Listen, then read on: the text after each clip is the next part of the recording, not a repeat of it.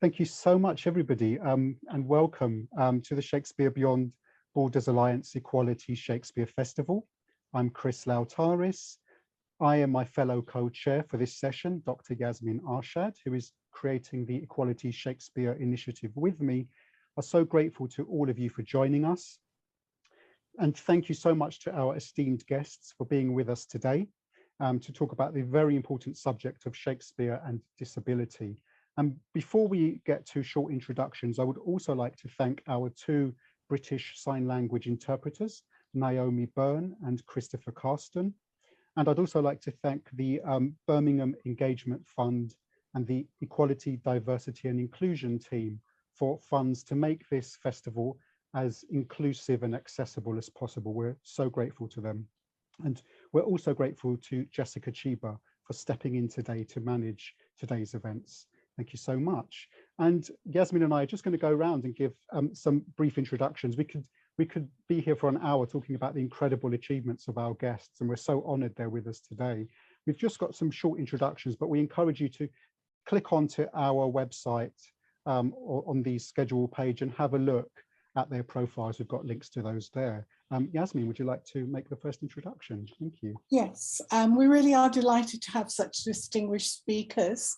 We have with us today Professor Tom Shakespeare, who is a broadcaster and professor of sociology and bioethics at the London School of Hygiene and Tropical Medicine. From 2008 to 2013, he was a technical officer at the World Health Organization in Geneva, where he co-authored and co-edited the World Report on Disability. Just some of his books include Sexual Politics of Disability, Disability Rights and Wrongs, and Disability, the Basics. He is chair of Light for the World UK and vice chair of Light for the World International. Thank you so much. And we also have Phillipa Vincent-Connolly, who is a historian, broadcaster and novelist. She's the author of the fabulous Disability and the Tudors, All the King's Falls, published by Pen and Sword Books. I highly recommend it. It's packed full of amazing historical information about disability in the Tudor period. She's also the author of the popular Timeless Falcon series of novels, which have just been snapped up by major commercial publisher Sapir Books. I sense a kind of film franchise coming with that one. I'm looking forward to that. She's also, in addition, a consultant on the history of disability across numerous media outlets and platforms. I'd like to also introduce Dr. Katherine Schaap Williams, who is an assistant professor at the University of Toronto in Canada. She's a scholar of Shakespeare, early modern theatre, and critical disability studies, and author of Unfixable Forms, Disability, Performance, and the Early Modern English Theatre. She is also editor of a scholarly edition of George Chapman, Ben Jonson, and John Marston's Eastward Ho! For the Rutledge Anthology of Early Modern Drama, edited by Jeremy Lopez. So I'll hand it over to you, Chris, for the first questions to start. Brilliant, thank you so much. And as always, we've got our Q&A open and our chat. So if anybody wants to ask some questions, we'll try to monitor those as we go along and address any questions you'd like to our panelists. And just to preface the first question, which I think I'll address to Tom first, we'll go around in alphabetical order by surname. Just recently, actually, Gregory Doran RSC production of Richard III has, I think, very importantly cast disabled actor Arthur Hughes in the role of Richard III, and that's opening on the 23rd of June. I think that's a kind of very important moment in for the RSC to have done that. And this play, of course, Richard III, like many other early modern texts that deal with what we might think of today as disabilities, associates disability with concepts like monstrosity and wonder, establishing legacies of prejudice, which are still in evidence today. And I think we'll be looking at some of that in our discussions. But I did want to ask you, Tom, to start with, how do you think productions of Shakespeare's plays today could work to kind of subvert some of those negative stereotypes that are sometimes attached to concepts of disability? I think that Shakespeare's plays obviously are right at the start of what we in the West think about disability. And I think it's entirely appropriate that we use them to open up concepts of disability, just as we've used them to think about race and gender and sexuality and so forth. And from, Caliban, who is, the whole idea of nature, nurture is there, from Richard III, from Gloucester's blindness in King Lear, and indeed King Lear's insanity, then clearly there are ideas about deformity and disability and sanity throughout these plays. So yes, let's reinterpret them. Let's put disability back in a different way. And let's ask questions about, to a modern audience, what do we think? How do we understand humanity and its place in the world? I have quoted more times than almost any other quote from Hamlet, the 1,000 natural shocks that flesh is heir to. And I think, impairment of all kinds is part of the human condition. So it's about time that we engage with it without fear and prejudice, but directly as a human predicament. Yeah, absolutely. And just as a follow-up to that, I mean, you do talk about in your book, Disability, Rights and Wrongs, what communal theatre can do to, I guess, in a sense, provide communities for people with disabilities. Could you tell us a bit more about your thoughts in relation to that? I mean, it's funny you asked me that today. I'm going to see Jerusalem for the second time in the last 20 years tonight. So I think, at its best, theatre makes us think. It makes us think about our relationships to each other and our place in the world. And so I hope that we can, and now we access theatre through television more and more, but I hope that it doesn't just act as entertainment. It also continues to make us think and question. I remember very recently going to, before the lockdown, going to see the RSC, I think it was As You Like It, with a deaf actress playing one of the courtiers in that, and she was using sign language, and that was being interpreted and voiced over by an interpreter among her group. And I thought, well, hang on a minute, that's odd. And then I thought, well, why the hell not? Why not challenge and show that you can communicate language in different ways, and that we mustn't be narrow in our interpretations of these great texts? Absolutely, yeah. I remember that production very well because I was an academic consultant on it. I loved it. I loved it. Yeah. And it made me think. Yeah, absolutely. And that's what good theatre does, doesn't it? It challenges us to think, challenges our prejudices, even while kind of reproducing within the text those prejudices that were embedded from Shakespeare's time. It can challenge those very same prejudices in that forum. Absolutely. Thank you so much. I'll pass on to Yasmin for the next question. Yes, going back a little bit to the Tudors now. Phillipa, in your book, Disability and the Tudors, All the King's Fools, you write of Robert Armin, the comedic actor who joined the Chamberlain's Men playing company in 1600, that he was an unusual actor who practiced his own creation of the artificial fool or clown, as well as inspiring the playwright's composition. Can you tell us a bit about the ways in which the concept of the fool and its relation to notions of the artificial and natural fool intersected with ideas about disability in the period? What role did those termed fools and clowns have in society more broadly at the time? Well, before Shakespeare, we had disabled people in the Tudor court from Henry VII right through to Elizabeth I. But the thing is, they weren't categorized like disabled people are today, and they weren't labeled.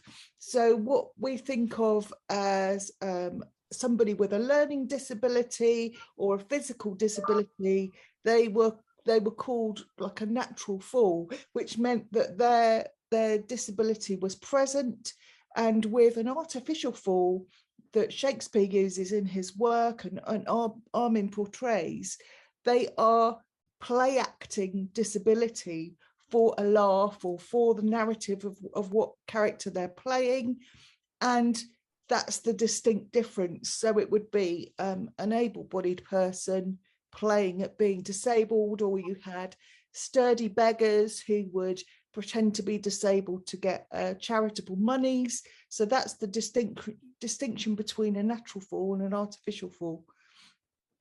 Thank you. That's really interesting. And it's, I mean, even now today, people sometimes, you know, you use these distinctions and without sort of realizing where these terms have come from. The fascinating thing about the Tudors is disability was, to them, was part of an everyday part of life.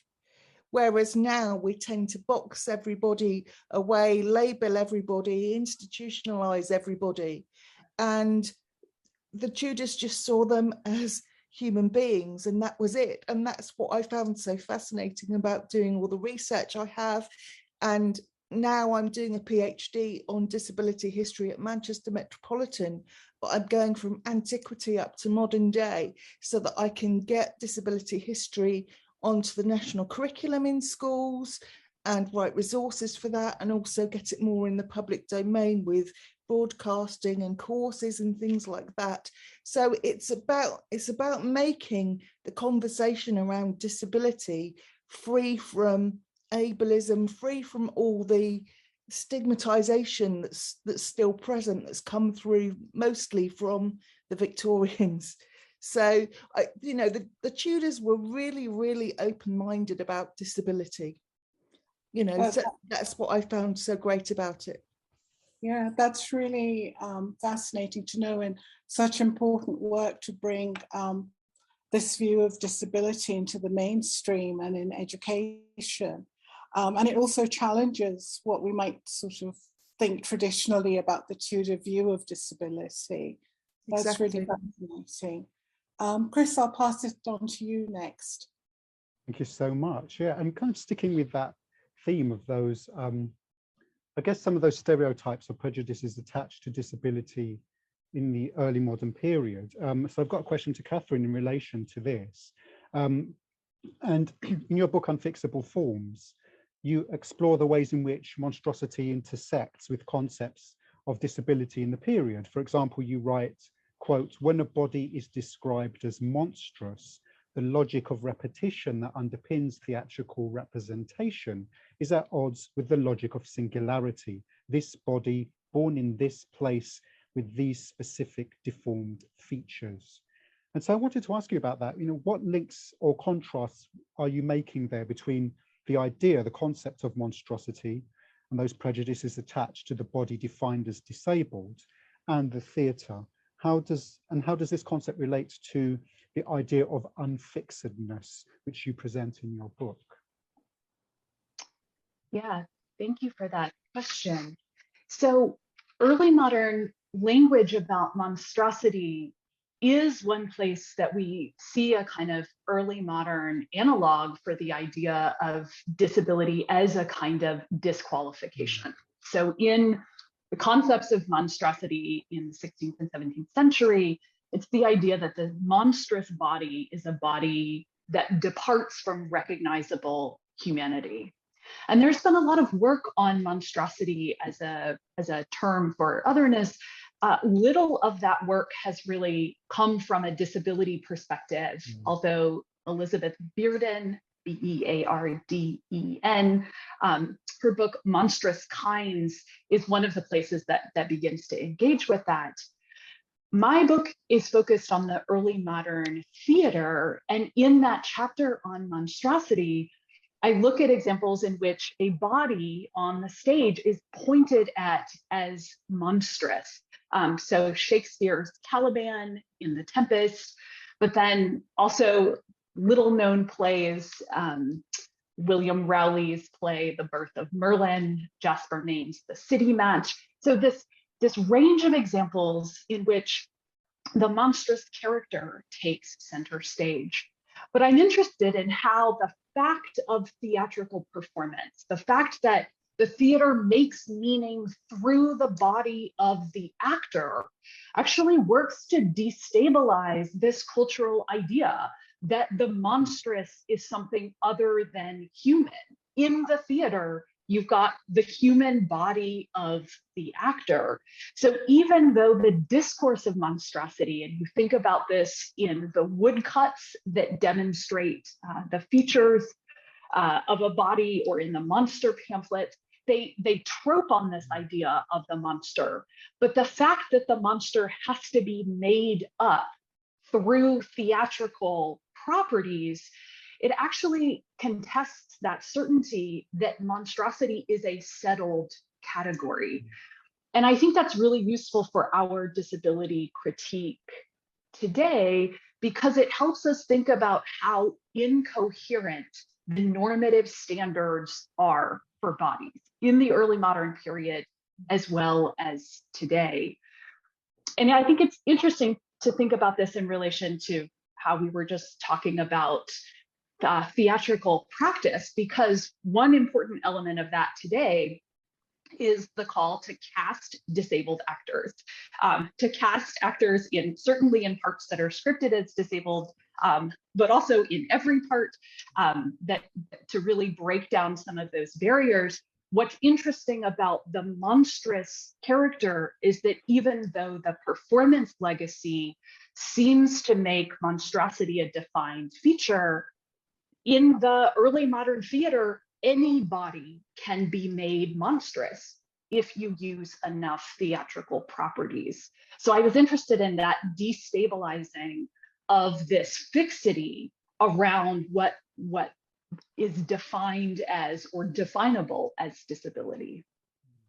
Yeah, thank you so much. Yeah, I found this incredibly useful for my own thinking as well. I mean, this idea that you don't get the same person or performance twice, that all those categories that we think of, you mentioned in your work, the Fairs display, the way kind of early modern versions of freak shows, if you like, attempted to create a sense of the non-normative body as a fixed category, whereas theatre can destabilize and unsettle that. I found that incredibly useful for my own thinking when writing about these themes. So yeah, thank you very much. I found that very riveting. Thank you. I'll pass back to Yasmin for her question to Tom. Tom, I wanted to ask, we've talked a little bit about the movement today towards calling or calls for disabled actors to play parts. I was wondering, if we look at the present day, when we talk about barriers and oppression for disabled people, you've suggested in your work, including your book, Disability Rights and Wrongs, that there is a danger that we don't talk about agency and positive experiences. How can we get the balance right, do you think? I think it's very good that disabled people are authoring their own histories and are playing their own roles. I think this is an example of agency. I think what I was trying to say was that often within disability studies, we contrast a sort of medicalizing past where disabled people were seen as it were, prisoners of their bodies or minds, their deficits. And then we have a radical present or future talking about how people are disabled by society and how negative barriers disable us. And I think both of those have their validity.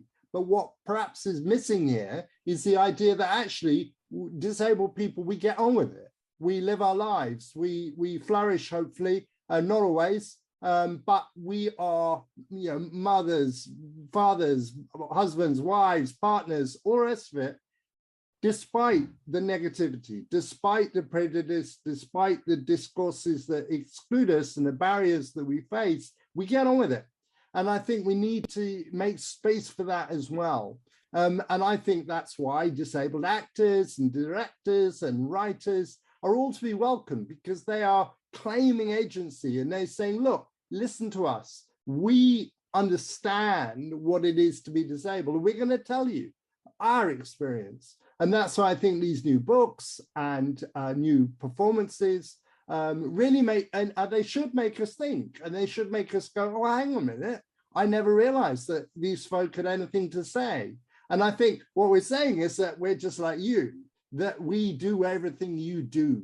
Like in Merchant Venice, if you practice that does not bleed, we are human beings. And I think what Katherine has talked about the monstrous is about exclusion, is about rejection, is about saying we're not like that.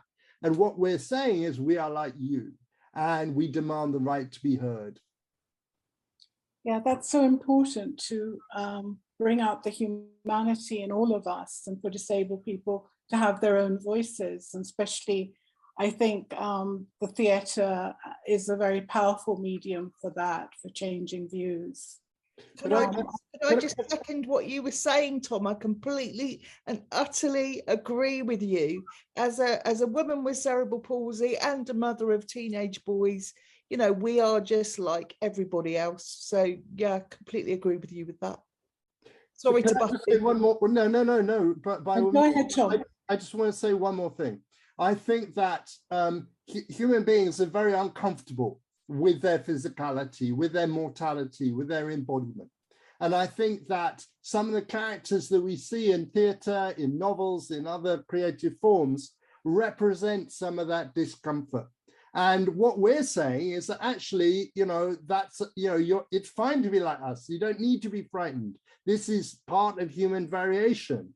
And therefore, let's, rather than sort of rejecting and expelling, let's say, look, this is life in all its diversity, and listen to us and realize that actually, you know, life's pretty shit, but I'm looking forward to signing that. Life's pretty shit, but it's actually triumphant. We can have good lives, we can have good lives, and therefore you can have good lives. So I think there's really exciting theatrical and creative times now and ahead of us.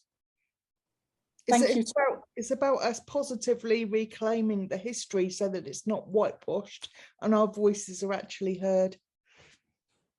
Yeah, no, thank you, Philippa. These are really powerful, important points that need to be made. Chris, I'll pass it on to you for your question for Philippa. Brilliant. Thank you so much. Yeah, and you know, those issues are so important. I mean, when Arthur Hughes took on the role of Richard III, before taking on that role, he talked about it in the media as, you know, showcasing the importance of the lived experience of people with disabilities. You know, you can take a kind of petrified form, in a sense, which is a theatrical text, and you can bring it to life with individuals' lived experiences. And he was absolutely clear about the importance of that lived experience being shared with everybody, so that, you know, everybody can see the commonalities between human beings. You know, as you say, Tom, that kind of the variety of life in all its lived experience. Yeah, so kind of going back to the histories that we were discussing, Philippa, I was just interested in hearing a bit more about disability as perceived in, say, elite and court circles. Your book has lots of wonderful resonant details. You know, I love your attention to detail here, and the way in which you describe Henry VIII's encroaching disabilities and its material forms, you know, the kinds of equipment he needed, for example, and the kinds of court culture that surrounded him. Could you tell us a bit more about this, and a bit more about how disability was understood in the royal court? Well, for those of you that have visited Hampton Court Palace, in the Haunted Gallery alongside the entrance to the Chapel Royal, there is a painting which is in the style of Holbein, painted in 1545. It's called The Family of Henry VIII. In the middle of the painting, you have Henry sat on his throne, and either side of him, he's got his third wife, Jane Seymour, and his son, Prince Edward. And then further on either side of him, he's got Elizabeth and Mary. But on either end of the painting, there are two people that you don't often notice and you wouldn't associate as being part of the family of Henry VIII, but they are two disabled people with learning disabilities. One is Will Summer, who was a companion to Henry VIII, and he was gifted to Henry by not Thomas Wolsey. Patch was gifted by Thomas Wolsey, but William Somers was gifted to the court to be a companion, a friend. He wasn't a jester. So he's not there just to entertain. He was there to give words of wisdom, if you like. And the same with Jane Fall. She was in Anne Boleyn's household first of all. And then when Anne was executed, she was looked after by Princess Mary, by Catherine Parr. And they had carers. And like we have today for some disabled people, but they were called keepers.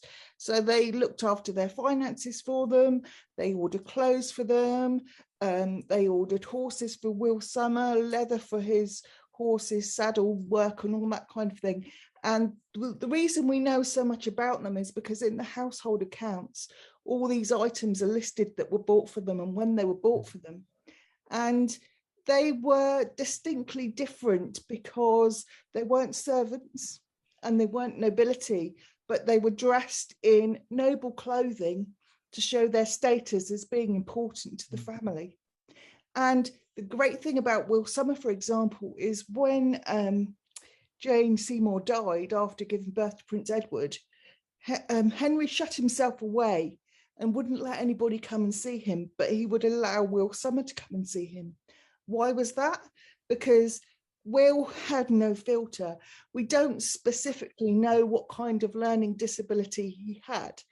But if you've been around some people with learning disabilities, they have the ability to just speak what's on their mind without worrying about the consequences of what they're saying. And I think this is what happened with Will. He had the ability to be completely honest with Henry. When Henry's surrounded by all these yes men, it must have been really refreshing to have a completely different point of view. And that was why William Summer was so cherished by Henry. You know, he barely got into trouble with Henry, even though he often said things about Anne Boleyn, he said things about other people of the court, which is, some of them are recorded. And there was only one time, I think, that Will was told off and told to go and sleep with the dogs in the straw. Apart from that, he was well looked after. Jane Fall, when she was in Catherine Parr's household, she was bought some geese to herd around the gardens of whatever palace she was in to give her some responsibility, give her something to do. She was regularly checked for lice in her hair. We don't know whether that was a health and safety thing or because she had her hair shaved. They figured that people with learning disabilities were closer to God because they were suffering purgatory on earth. So that's why they shaved their heads, a bit like the monks. And the reason why they were thought to speak the truth is because they thought God and the Holy Spirit would use them as a conduit to speak to Henry VIII about what God wanted to say to him, which I find really, really positive. Yeah, it's lovely to hear those more positive stories too, those more positive kind of reflections or in the period on disability. And then with Henry VIII, obviously, his ability to rule was weighed up by his physicality. So when he was younger and he was fit and he was jousting and hunting and maybe changing his horses 7 times during one hunt and playing tennis and all those kinds of things, he was seen as able to rule. There were times, for example, when I think he injured his foot when he was playing tennis, and he used to wear one slipper on one foot and his leather cowmouth shoe on the other. And all the courtiers would copy him because, you know, he sort of started a fashion while his foot was healing. But as he grew older, he hid his disability from his courtiers because the interpretation would be that foreign ambassadors would go back to their countries and report back and say, well, we don't think Henry's fit to rule. He can't do this because he's in a wheelchair or he's using a walking stick. And he had walking sticks with whistles on them, I guess, so that if he fell over, his courtiers would come running and help him up. He had megaphones as well so that he could call his servants. But he was a man that probably wouldn't have been left alone very often because he had people to wipe his bottom, you know, the groom of the stall. So, you know, they had really direct access to Henry. And the fascinating thing about Henry VIII is he had a kind of Stanner stair lift. This is all in his inventory of goods that he left behind when he died. And I spoke to David Starkey about it, and he said, it was probably a bit like a wheel and pulley system that you'd take goods from the dock and put onto the Mary Rose. and Henry might be sat on it in a chair and would lift him up these 26 steps at Whitehall Palace. I mean, I would absolutely love to recreate something like that for a documentary on disability history. I think it would be amazing.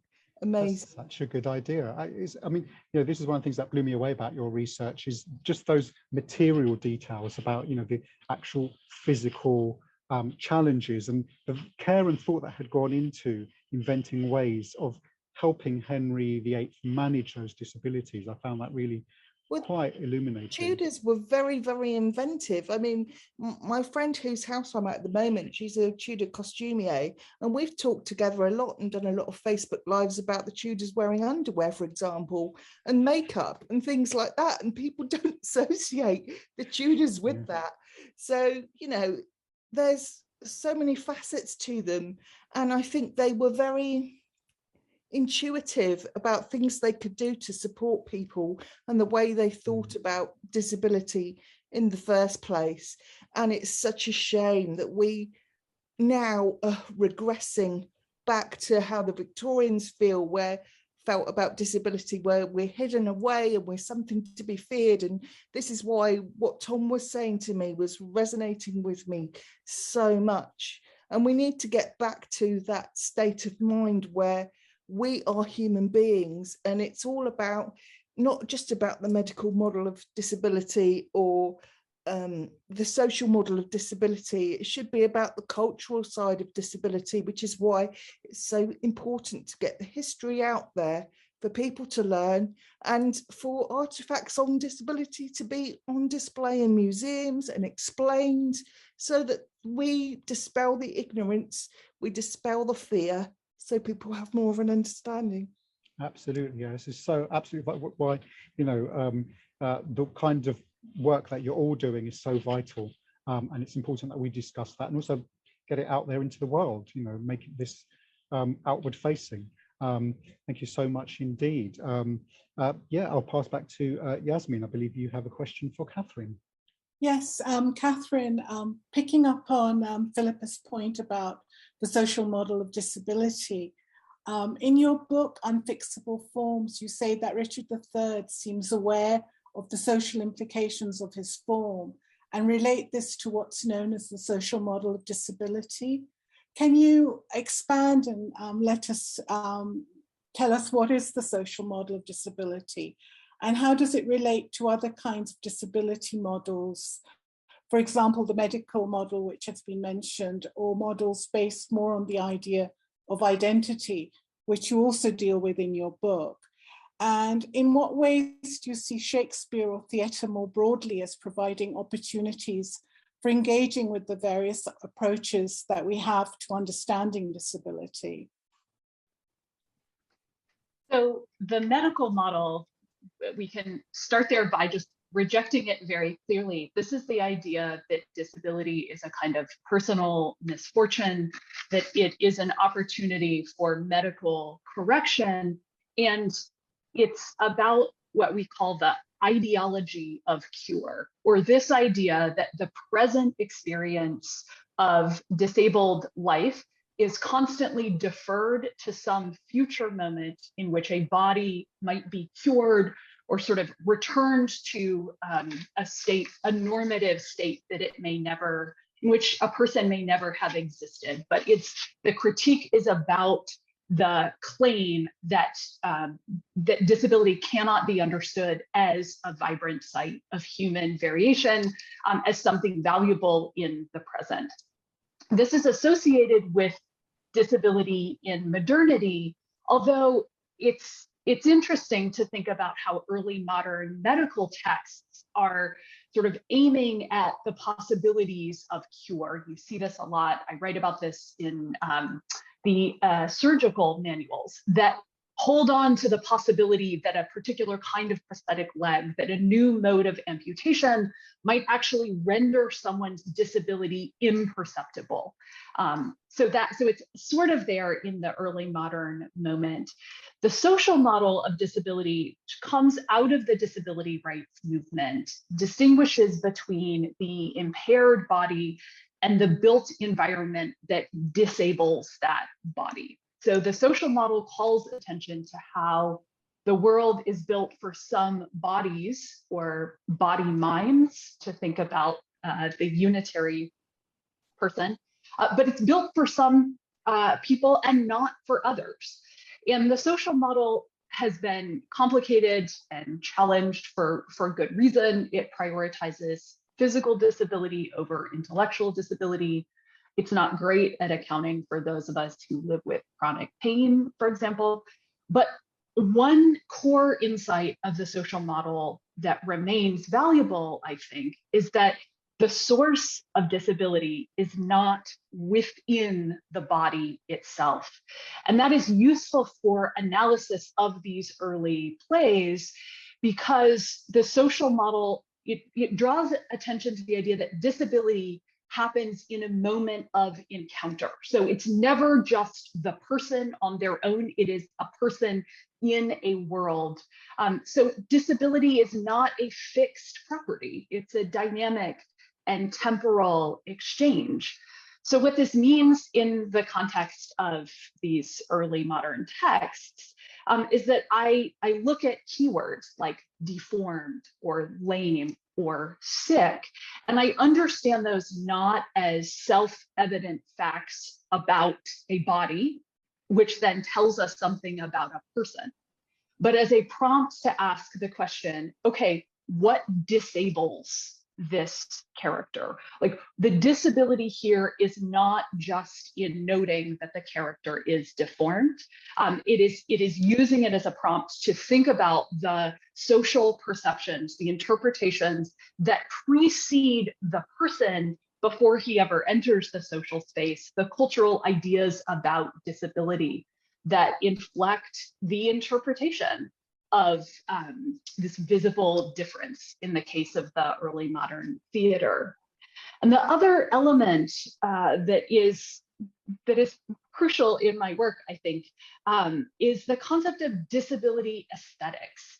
And this is the idea that disability is valuable, is something to be prized as a register of human variation.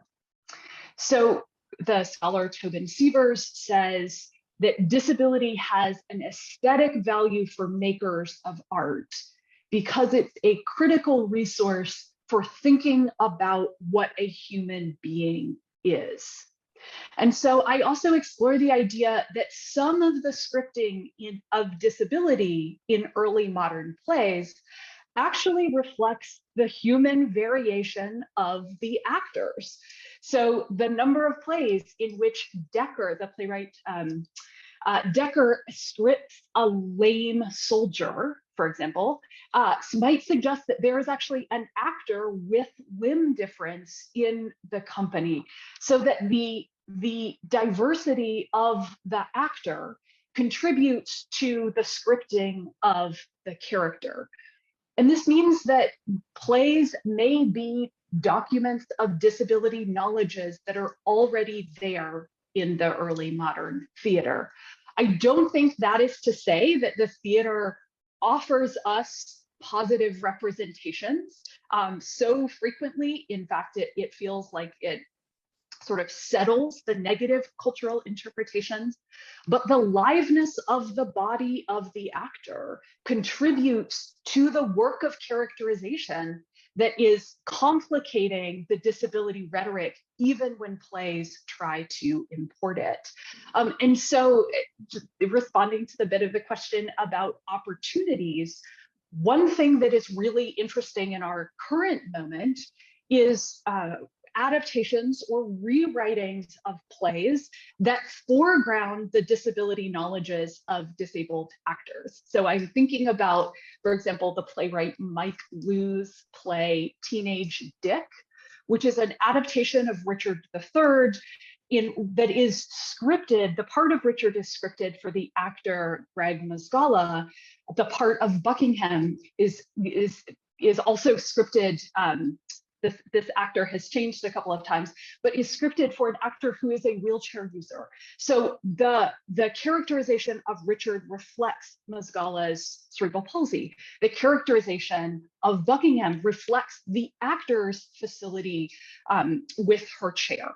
So that seems to me a kind of theatrical event that returns us to this core insight that disability offers an aesthetic resource precisely because it challenges assumptions about what bodies can do in the theater, which is a space of foregrounding embodiment. So it actually shows us how impoverished our theater becomes when we limit it to normative embodiments, and we're not seeing the range of disability variation represented by actors and other theater makers.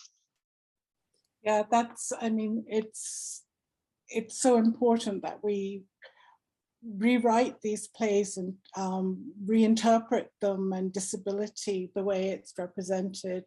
And I think the movement's just sort of starting. We're seeing quite exciting productions come up now, which is really, really good. Chris, I'll pass the next question on to you for Tom. Cheers, thank you so much. I wanted to pick up, Tom, on this kind of definition, this idea of the social model of disability. In your work, you create a distinction between the social model and what you refer to as the strong social model. So I was wondering if you could tell us a bit more about what the strong social model is, what you see as its limitations, but also what I'm really interested in what your own approach is to disability. You know, what's important to you? Where would you like to see field of engagement with disability studies or with concepts of disability go in terms of publishing and writing and media? You know, where do you see that going? What's important to you? I think back to what I said originally, I think it's really important to hear the voices of disabled people. And so I would, you know, I'm a qualitative social scientist. I want to hear what disabled people, young and old, say about their lives. So that's of great importance to me. And what's quite interesting, when you talk to disabled people, they don't make these distinctions. They talk about their lives and it's all run together. You know, their experience of physical, mental difference, their experience of prejudice, their experience of barriers. It's we as academics divide it and box it and say, right, well, that's social and that's medical and all the rest of it. Mostly, you know, people don't live like that. And in fact, the complexity of the world isn't so easily dividable into all of that is medical and all of that social. So I think it's a bit of a straw person. And so I would like to see approaches to disability take on board what it's like to have a different sort of body or mind, not with a whole stigma baggage of negativity, but say, look, we are different. What does that involve? What's that like? What's it like to, what's the phenomenology, long word for basically personal experience? What's it like to have this body or mind? And then, of course, what are the reactions? What are the barriers that people experience, whether it's in school or in the community or even in theatre itself? When can we be included? When are we excluded? We've tried to make this, you've tried to make this a very inclusive event with sign language and closed captioning and so forth. You've gone to some effort to include people. And I think, you know, we need more and more in society to do that. And I think the Arts Council, with their funding for people like the RSC, all of these theatres, they said, we will not give you money unless you make yourselves accessible. And now, thankfully, in this country, we have, not perfect, but we have at the RSC and at the National Theatre and you know, all the rest of it, sign language interpreted performances, audio described performances, accessible toilets. More and more, we realize that people come in different shapes and sizes, remove those barriers. And I think that, you know, I want to know what it's like for people. I want to know how they live their life, how they deal with their sometimes limitations, sometimes benefits from impairment and neurodiversity, how it makes them look at the world in a different way. And can we hear those voices, read those words more and more? And so I think it's great that people are writing plays, acting plays, are encountering Shakespeare in different ways, because as Katherine says, your own embodiment will interpret, when you hear the words, you'll go, oh, that's me. I think that's me he's talking about. And whether you're disabled or woman or Jewish or Black or whatever, you will engage differently with the texts, and you will reinvent them, I hope, in your readings and in your productions today. Yeah, thank you so much. Absolutely. And it's, becoming more diverse is a gift to everybody. Those of you who tune in yet later on to 6 p.m, we've got Abigail Rokinson-Waldell and Tracy Irish talking about signing Shakespeare and their Teaching Shakespeare to Deaf Children project. And I've seen those productions, those productions with BSL interpretation and other forms of sign language, and I've been amazed by just how much it added. I could watch those productions all day. I just thought it added a completely new dimension. So I think by making things more diverse, we're opening up ourselves, everybody, to new experiences and learning to see things in different ways. And I think that's a really valuable gift. Absolutely. And I remember, wasn't it a production of Midsummer Stream about 20 or 30 years ago, where it was in all of the different Indian languages, and bits of it were in different languages. And I think that's fantastic. It challenges us to see it and to hear it and to experience it differently. And we should have that. Absolutely. Yeah. Absolutely. Yeah. I encourage everyone to tune in later on as well for our 6 p.m. session on signing Shakespeare. You'll be amazed by just how much richness you get if you add interpretation, BSL interpretation to a production. Thank you so much. And Yasmin, I believe you have a question for Phillipa. Yes, Phillipa, you've spoken about disability in the upper echelons. Just now you spoke about Henry VIII.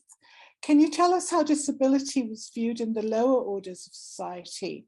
Were disabilities both physical and in terms of members of what we may term neurodiverse communities viewed in different ways for those who were not wealthy and not members of the nobility? And did you discover anything in your research that surprised you or was unexpected?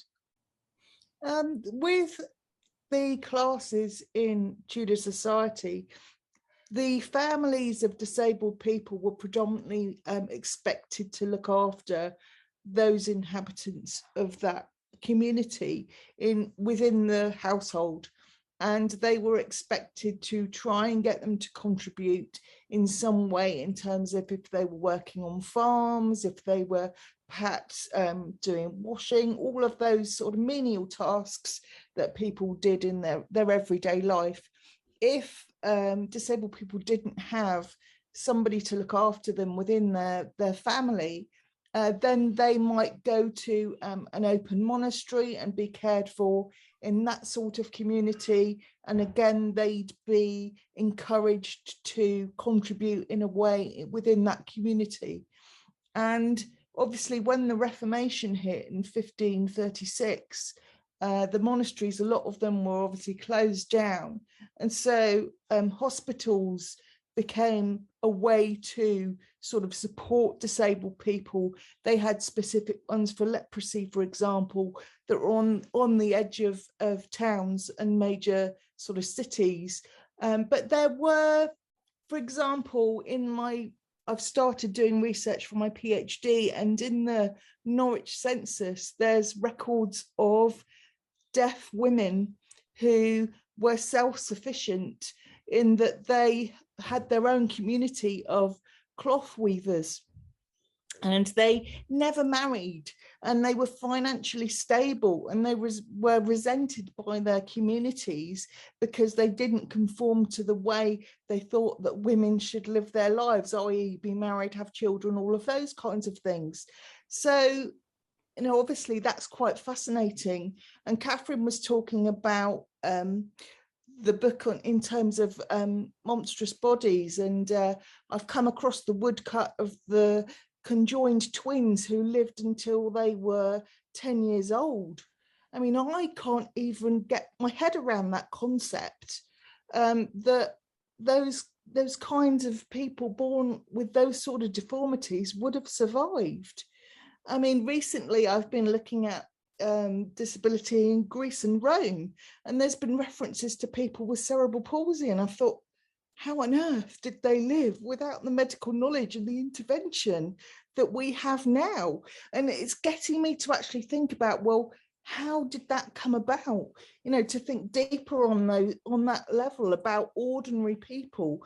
But with the Tudors, because they saw disability as an everyday thing, they didn't necessarily record every single instance of it. There's a cook called John Lawrence who worked for Henry VIII for 24 years, and he wrote a petition to Henry saying, look, you know, I've got gout in my legs, I'm almost lame, I just can't possibly work for you anymore, and said, you know, will you give me a pension?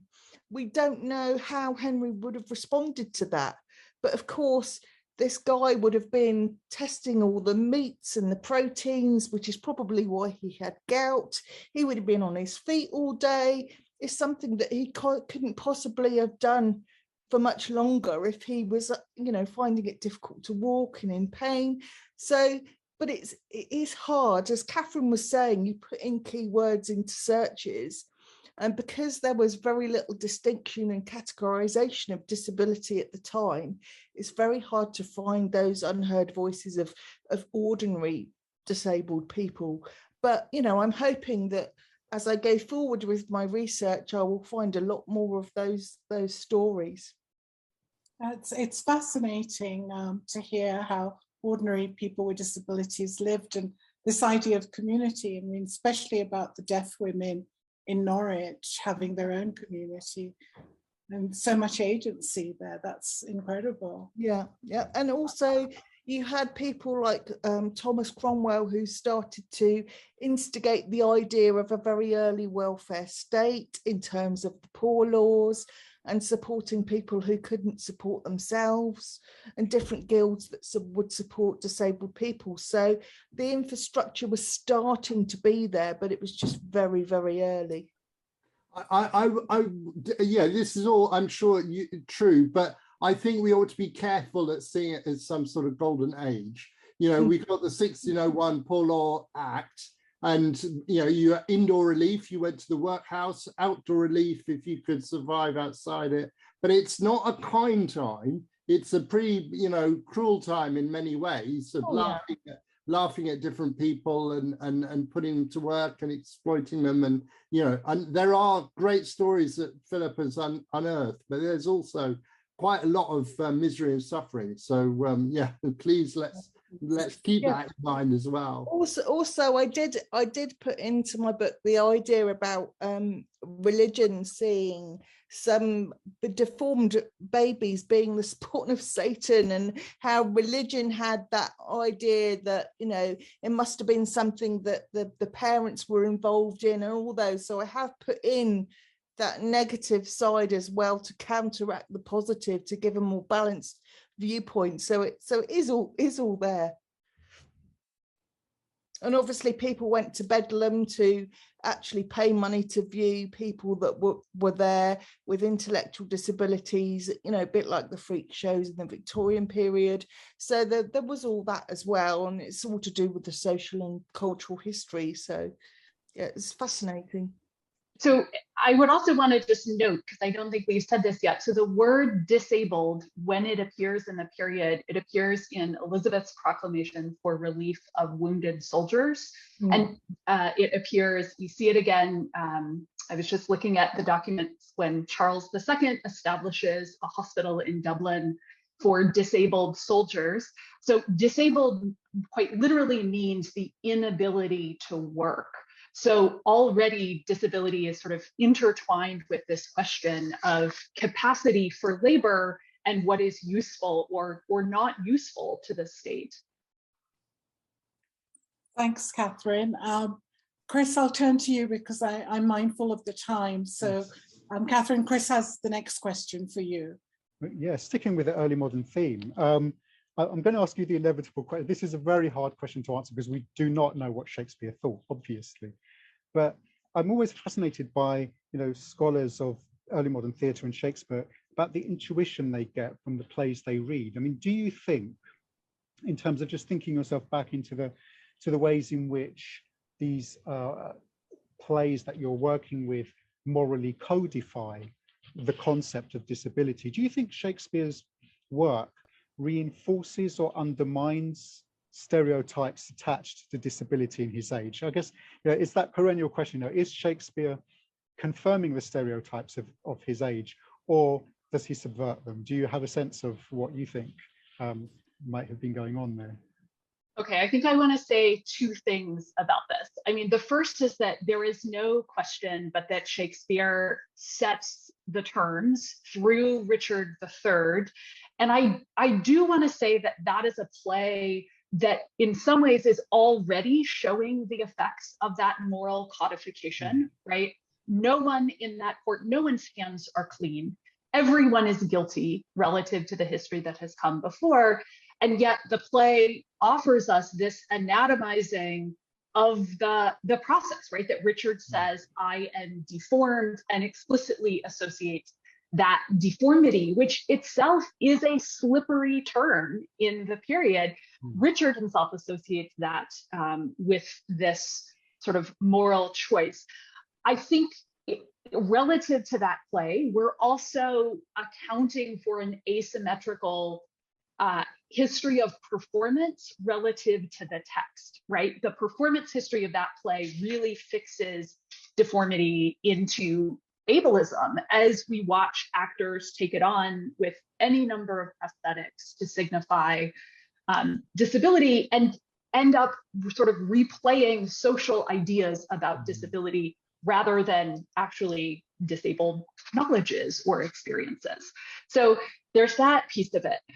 I do think, though, that there is great value in extracting Richard III or contextualizing Shakespeare's work relative to his theatrical context. So the range of representations of disability, as we were saying at the beginning of this conversation, I mean, it's everywhere in the theater. And I think it is useful to look at Shakespeare's plays alongside, say, the unattributed play, The Fair Maid of the Exchange, which has a central character named Cripple. He's never identified with any other name in the play.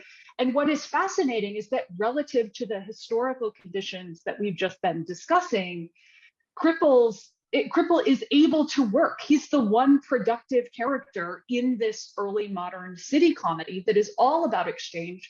So he challenges this notion or this equation of disability and the capacity to work, and yet is the recipient of taunts and of social disqualification as a result of his embodiment. So I think that setting Shakespeare next to the other playwrights, next to other kinds of representations, actually lets us better account for the wealth of disability representations that are there, even as, because of the prominence of Shakespeare, we are still wrestling with the stereotypes that his work has often bequeathed us. Yeah, absolutely. And I think it's so important to be, in a sense, decanonizing Shakespeare by placing Shakespeare's work back into its contexts, back into the intertexts and material cultures that work grows out of. I think that, that's a significant project. And I think in all of us here on this panel, in our own ways, do a lot of work to excavate those histories and to try to find out where those kind of sources of prejudice come from. Thank you so much. I think we're getting very close to the end of the session. I just thought I'd ask each of you if you'd like to, just in the last couple of minutes, if you've got any last words that you want to say about your hopes for the future in terms of where disability studies and engagement with disability might go. We can go to you first, Tom. I think it's really interesting what Philippa's doing, what other people are doing, looking at the history of disability in this period, because surely Shakespeare is drawing on what he sees, what he hears in terms of representations, And therefore, when we read the plays or witness the plays as audience members, we can gain an understanding of how he looked at disability, but also where our own prejudices are being challenged. If Shakespeare lives today, then it does so as a mirror to us and to challenge us. And I'm really excited that we're going to be doing that with disabled characters, disabling situations. Fabulous, thank you. Phillipa? I would like to say that for me, the whole reason why I'm doing everything that I'm doing is because I want to normalise disability and normalise the conversation around disability as a whole topic, and to eradicate the fear and the ignorance around it so that people have more of an understanding. For example, in schools with children, unless they've got family members with disabilities or friends with disabilities, they don't often come across it. So for me, it's about stopping the idea of ableism and for parents to have conversations with their children around disability, for disabled people not to be stared at and mocked in the streets and hate crimes and all those kinds of things, so that we are seen just as human beings with so much to contribute. That's the most important thing for me. Fabulous, thank you so much. And Katherine? So first of all, I just want to name Shannon DeVita as the other actor whose name I did not recall when I was recounting Mike Liu's adaptation, Teenage Dick. I want to name Shannon as well as Greg Mazgala, and to note the possibilities of that kind of adaptation, which features more than one disabled actor. I think one thing that we are seeing is a tendency that when disability is brought into the theater, it is in the casting of a single disabled actor. And I want to say, we want more representations, we want more possibilities, because disability is just as complex as every other identity category, and there is never one representative for a disabled experience. So I am excited about the possibilities of putting Shakespeare to use for new ideas and new theatrical innovation that help us to actually take stock of and celebrate the disability experiences in the present. Brilliant. Thank you so much. Such wonderful discussion and such. I'm so grateful to all of you for your wisdom and your insight. Yeah, I know Yasmin and I were so looking forward to this session, and it so has not disappointed, has it, Yasmin? No, it's just been fabulous. The discussion really, really powerful as well. Thank you, everyone. Yeah, thank you so much, everybody. And thank you to everybody for joining us. We're incredibly grateful to you all. So yeah, thank you. All that remains is for us to bid you all a fond farewell. Thank you very much indeed, everybody.